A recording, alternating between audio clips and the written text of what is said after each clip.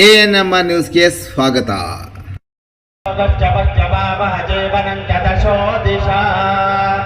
ದೇವದೇವ್ಯೈ ನಮಃ.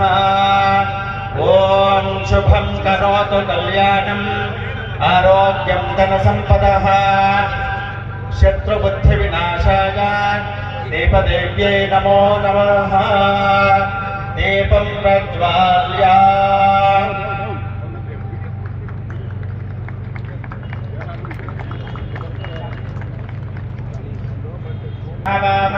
कविं कवीनामुपमश्रवश्चवश्चवावह जीवनं च दशो दिशा. देवदेव्यै नमः. ॐ शुभं करोतु कल्याणम् आरोग्यं धनसम्पदः शत्रुबुद्धिविनाशाय देवदेव्यै नमो नमः. दीपं प्रज्वाल्य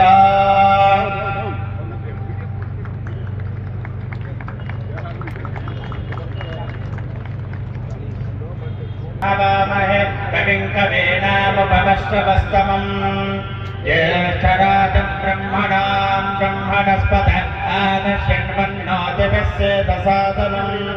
श्रीमन्महागणाधिपतये नमः. प्रणो देवी सरस्वती वाजेभिर्वाजनेवते नाममित्रयवतो वाग्देव्यै नमः. श्रीगुरुभ्यो नमः. ಭಾನುವಾರದಂದು ಆಚರಿಸಲು ಹಿಂದೂ ಸಮಾಜೋತ್ಸವ ಸಮಿತಿಯು ತೀರ್ಮಾನಿಸಿತ್ತು.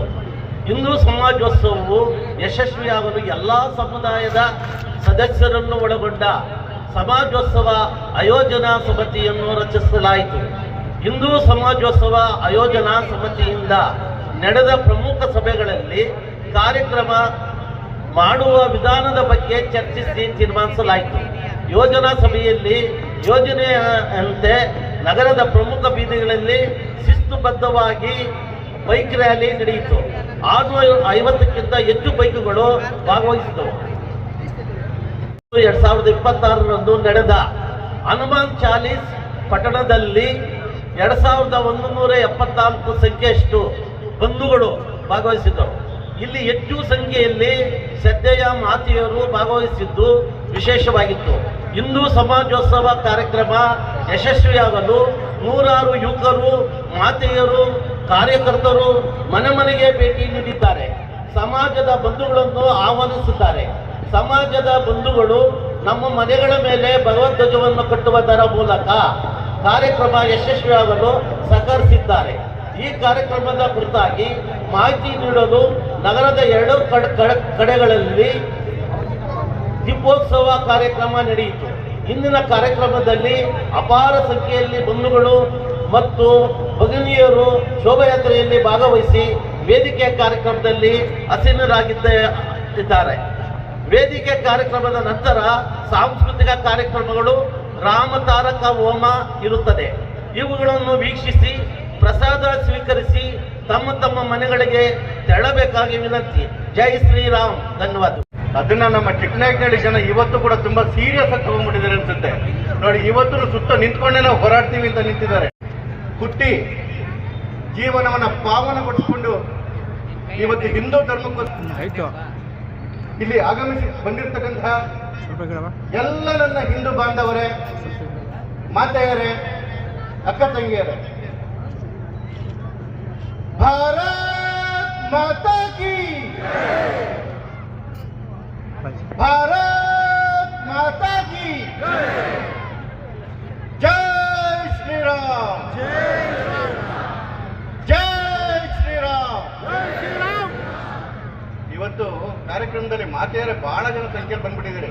ಮಾತಾಡಬೇಕು ಅಂತ ಹೇಳಿ ಬಹಳಷ್ಟು ತಾಯಂದಿರು ಕೂತಿದ್ದೀರಿ. ತುಂಬಾ ಖುಷಿ ಆಯ್ತು. ಬಹಳಷ್ಟು ತಾಯಂದಿರು, ಅಕ್ಕ ತಂಗಿರು ಕೂತಿದ್ದಕ್ಕೆ ನಾನು ಮಾತಾಡ್ತಕ್ಕಂಥ ಇದನ್ನೇ ಭಾಷೆಯನ್ನೇ ಚೇಂಜ್ ಮಾಡೋಣ, ವಿಷಯವನ್ನೇ ಬದಲಾವಣೆ ಮಾಡೋಣ ಅಂತ ಹೇಳಿ ತೀರ್ಮಾನ ಮಾಡಿ. ಯಾಕೆ ಅಂತ ಹೇಳಿದ್ರೆ, ಬಂಧುಗಳೇ, ಒಬ್ಬ ವ್ಯಕ್ತಿ, ಒಬ್ಬ ಪುರುಷ ತನ್ನ ಮನಸ್ಥಿತಿಯನ್ನು ಬದಲಾವಣೆ ಮಾಡಿಕೊಂಡ್ರೆ, ಒಬ್ಬ ಮಾತೆ ಮನಸ್ಥಿತಿಯನ್ನು ಬದಲಾವಣೆ ಮಾಡಿಕೊಂಡ್ರೆ ಇಡೀ ಕುಟುಂಬದ ಮನಸ್ಥಿತಿ ಬದಲಾವಣೆ ಆಗುತ್ತೆ, ಇಡೀ ಕುಟುಂಬ ಪರಿವರ್ತನೆ ಆಗುತ್ತೆ. ಆ ಪರಿವರ್ತನೆಯಾದ ಕುಟುಂಬದಲ್ಲಿ ಯಾವುದಾದ್ರೂ ಒಂದು ಶಿವಾಜಿಯಂತಹ ಕುಡಿ ಇದ್ರೆ ಆ ಕುಡಿಯ ಕಿಡಿ ಮತ್ತೊಮ್ಮೆ ಬಲಿಷ್ಠವಾದ ರಾಷ್ಟ್ರ ನಿರ್ಮಾಣಕ್ಕೆ ಅನುಕೂಲ ಆಗುತ್ತೆ.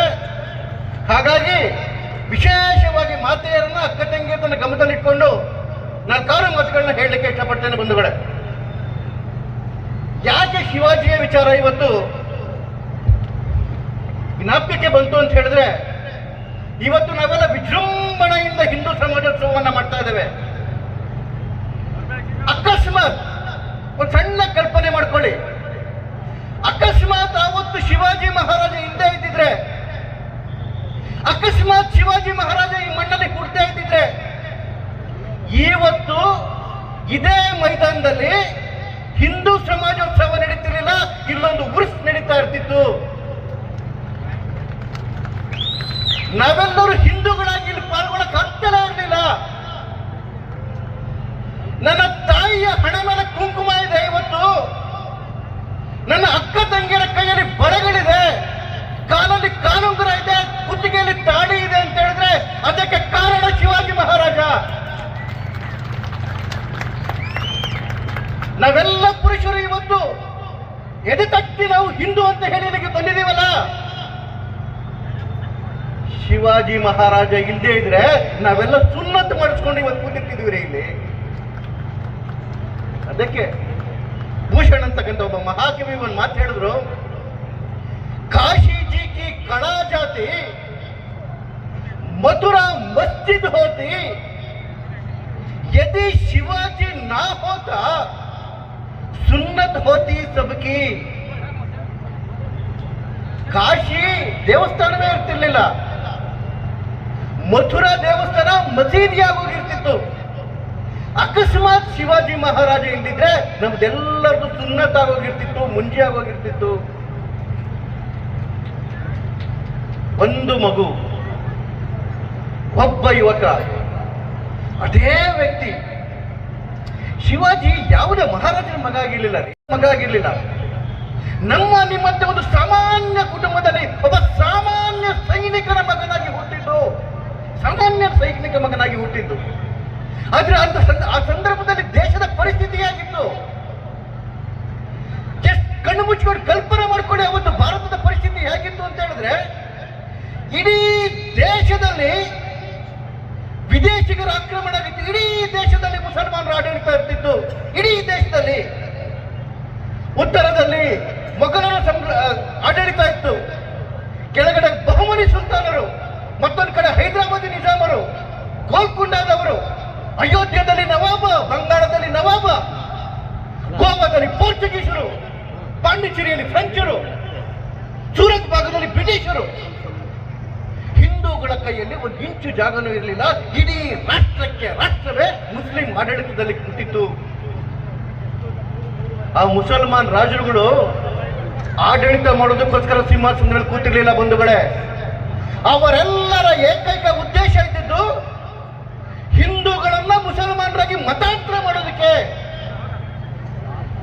ಕತ್ತಿಯಿಂದ ಕೊಂಡಾದ್ರೂ ಆಯ್ತು, ಹೆಣ್ಮಕ್ಳ ಅತ್ಯಾಚಾರ ಮಾಡೋದ್ರೂ ಆಯ್ತು, ಗೋಮತಿಯನ್ನು ಕಡಿದಾದ್ರೂ ಆಯ್ತು, ನಮ್ಮ ದೇವಸ್ಥಾನವನ್ನ ನಾಶ ಮಾಡೋದ್ರೂ ಆಯ್ತು, ತಾಯಿಯ ಮುಂದೆ ಮಕ್ಕಳ ಹತ್ಯೆ ಮಾಡೋದ್ರೂ ಆಯ್ತು, ಮತಾಂತರ ಮಾಡಲೇಬೇಕು ಅಂತೇಳಿ ಇಡೀ ದೇಶದ ಆಡಳಿತ ಕೂತಿತ್ತು. ಪರಿಸ್ಥಿತಿ ಹೇಗಿತ್ತು ಅವತ್ತು ಅಂತ ಹೇಳಿದ್ರೆ, ತಂದೆ ತಾಯಿಗಳಿಗೆ ಭಯ ಆಗೋದು ನನ್ನ ಮಕ್ಕಳಿಗೆ ಹಿಂದೂ ಹೆಸರಿಟ್ರೆ ಎಲ್ಲಿ ಆಚೆ ಕಡೆಗೆ ಸಾಯಿಸ್ಬಿಡ್ತಾರೋ ಅಂತ ಹೇಳಿ. ಶಿವಾಜಿಯ ತಂದೆ ಹೆಸರು ಶಹಾಜಿ ಅಂತ ಯಾವ ಹಿಂದೂ ಇಟ್ಕೊಂತಾರೆ ನನಗೆ ಗೊತ್ತಿಲ್ಲ.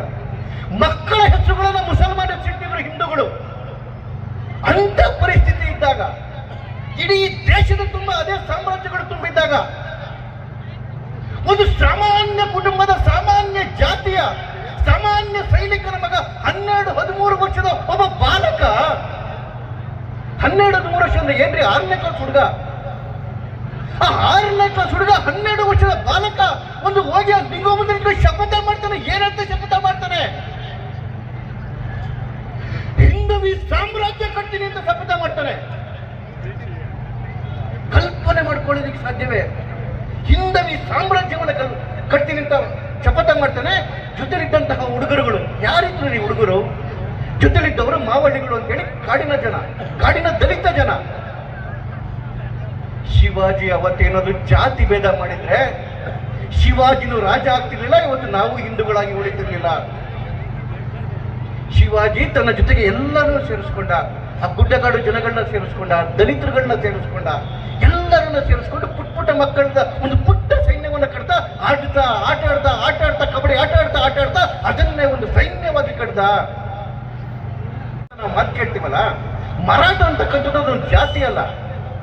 ಶಿವಾಜಿಯ ಸೈನಿಕದಲ್ಲಿ ಯಾವ್ಯಾವ ಜಾತಿಯವರಿದ್ದಾರೆ, ಬ್ರಾಹ್ಮಣರಿದ್ದಾರೆ, OBCಗಳಿದ್ದಾರೆ, ದಲಿತರಿದ್ದಾರೆ, ಎಲ್ಲರನ್ನು ಸೇರಿ ಇವತ್ತು ಕೂಡ ಮರಾಠರು ಅಂತಾರೆ.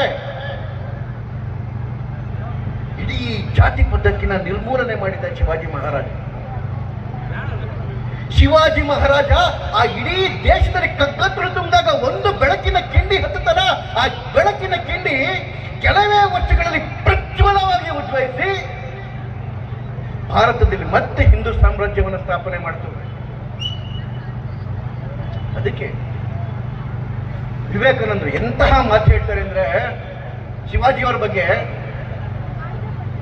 दावा द्रुम दंड पर चित्त मुग झुंड पर भूषण भी दंड पर जैसे मृगराज है तेज तम अंश पर कान्याजिम कंस पर क्यों मलच्च अंश पर शेर शिवराज है.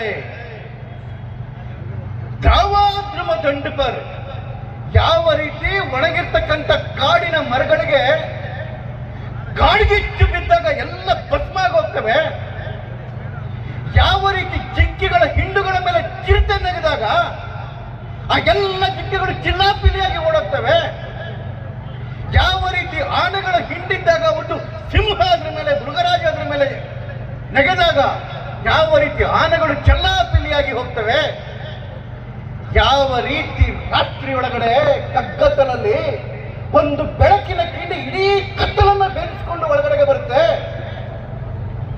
ಯಾವ ರೀತಿ ಕಂಸನ ಮೇಲೆ ಕೂತು ಕೃಷ್ಣ ಕಂಸನ ವಧೆಯನ್ನ ಮಾಡಾಕ್ತಾನೆ, ಅದೇ ರೀತಿ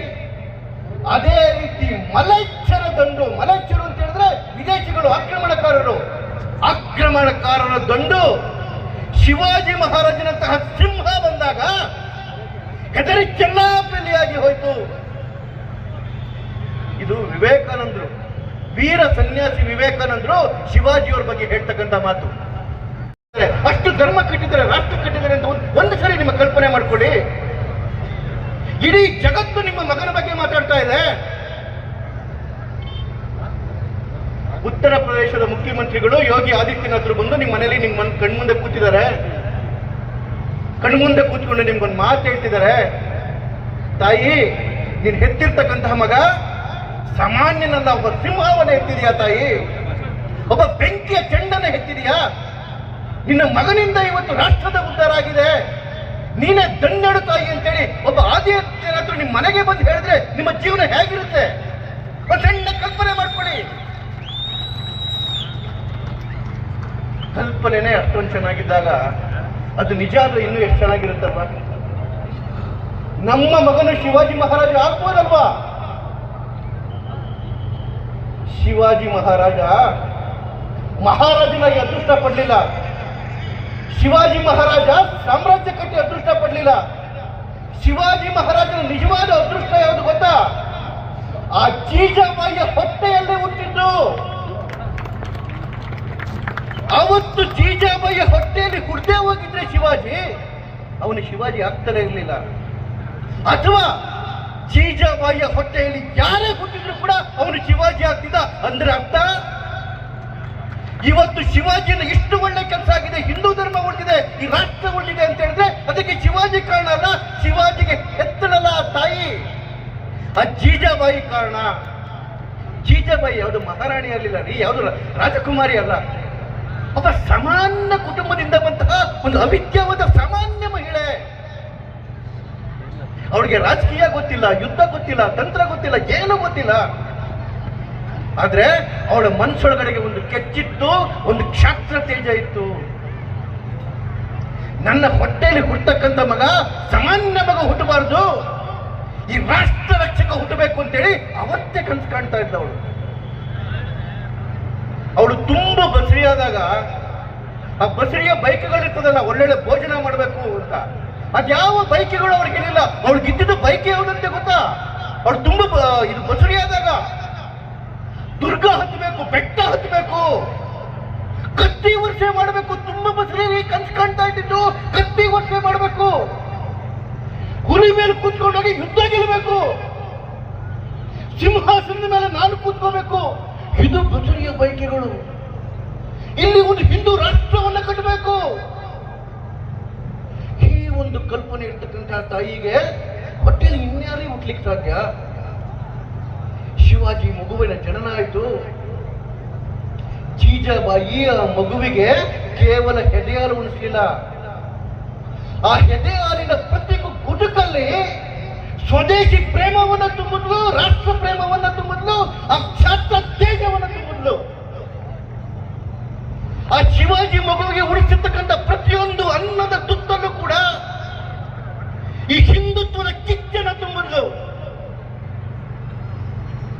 ಜೀಜಾಬಾಯಿ ಶಿವಾಜಿ ಮಹಾರಾಜ್ಗೆ ಯುದ್ಧ ನೀತಿ ಹೇಳ್ಕೊಡ್ಲಿಲ್ಲ, ಕತ್ತಿ ವರ್ಷ ಹೇಳ್ಕೊಡ್ಲಿಲ್ಲ, ಅಥವಾ ಕುದುರೆ ವರ್ಷ ಹೇಳ್ಕೊಡ್ಲಿಲ್ಲ.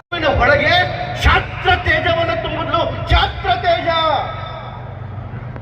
ಆ ಒಂದು ತಾಯಿಯ ಆಶೀರ್ವಾದ, ಆ ಒಂದು ತಾಯಿಯ ಛಾತ್ರ ತೇಜ ಇಡೀ ಭಾರತವನ್ನು ರಕ್ಷಣೆ ಮಾಡ್ತು. ಇವತ್ತು ನಮ್ಮೆಲ್ಲರನ್ನ ರಕ್ಷಣೆ ಮಾಡ್ತು. ಒಬ್ಬ ತಾಯಿ ಇದೆಲ್ಲ ಬದಲಾವಣೆ ಮಾಡಿದ್ಲು. ನೀವು ಕೂಡ ಒಬ್ಬ ತಾಯಿ. ನೀವು ಕೂಡ ಮನಸ್ಸು ಮಾಡಿದ್ರೆ ನಿಮ್ಮ ಮಗ ಅಥವಾ ನಿಮ್ಮ ಮಗಳು, ನಿಮ್ಮ ಮದುವೆ ಆದ್ಮೇಲೆ ನಿಮ್ಗೆ ಹುಟ್ಟಕ್ಕಂಥ ಮಗಳು ಛಾತ್ರ ತೇಜದಿಂದ ಬೆಳಿಬಹುದು, ಧರ್ಮ ತೇಜದಿಂದ ಬೆಳಿಬಹುದು. ಕೇವಲ ತನ್ನ ರಕ್ಷಣೆ ಅಷ್ಟೇ ಅಲ್ಲ, ರಾಷ್ಟ್ರ ರಕ್ಷಣೆ ಕೂಡ ಮಾಡಬಹುದು. ಇಡೀ ಜಗತ್ತಿಗೆ ನಾಯಕರಾಗಿ ಬೆಳಿಬಹುದು. ಇವತ್ತು ಯಾವ ಯಾವ ನಾಯಕರುಗಳನ್ನ ನೀವು ಜಗತ್ತನ್ನು ನೋಡ್ಕೊಂಬನಿ ಅಥವಾ ಭಾರತದಲ್ಲೇ ನೋಡ್ಕೊಂಬನಿ, ಎಲ್ಲ ಸಾಮಾನ್ಯರಿಂದ ಸಾಮಾನ್ಯ ಕುಟುಂಬದಿಂದ ಬಂದಿದ್ದು. ಅವರೆಲ್ಲರ ಜೀವನದಲ್ಲಿ ತಾಯಿಯ ಪ್ರಭಾವ ಬಹಳ ಜಾಸ್ತಿ ಇದೆ. ಹಾಗಾಗಿ ಇಲ್ಲಿ ಕೂತಿರ್ತಕ್ಕಂಥ ಎಲ್ಲ ತಾಯಿಯರಿಗೆ, ಎಲ್ಲ ಅಕ್ಕ ತಂಗಿಯರಿಗೆ, ಎಲ್ಲ ಮಹಿಳೆಯರಿಗೆ ಕೇಳ್ಕೊಳ್ತಿರ್ತಕ್ಕಂಥದ್ದು, ನಿಮ್ಮ ಮಗ ಗ್ರೇಟ್ ಆಗಿ ಹುಟ್ಟೋದಿಲ್ಲ, ನೀವು ಅವ್ರನ್ನ ಗ್ರೇಟ್ ಮಾಡಬೇಕು. ನಿಮ್ಮ ಮಗಳು ಗ್ರೇಟ್ ಆಗಿ ಹುಟ್ಟೋದಿಲ್ಲ, ನೀವು ಅವಳನ್ನ ಗ್ರೇಟ್ ಮಾಡಬೇಕು. ಮನೆಯೊಳಗೆ ಸಂಸ್ಕಾರ, ಧರ್ಮ ಇವೆಲ್ಲವನ್ನ ಮಕ್ಕಳಲ್ಲಿ ಹುಟ್ಟದಾಗಲಿಂದ ತುಂಬಿಕೊಂಡು ಬಂದಾಗ ಹುಲಿಯಾಗಿ ತಾನೇ ಬೆಳೆಯೋದು.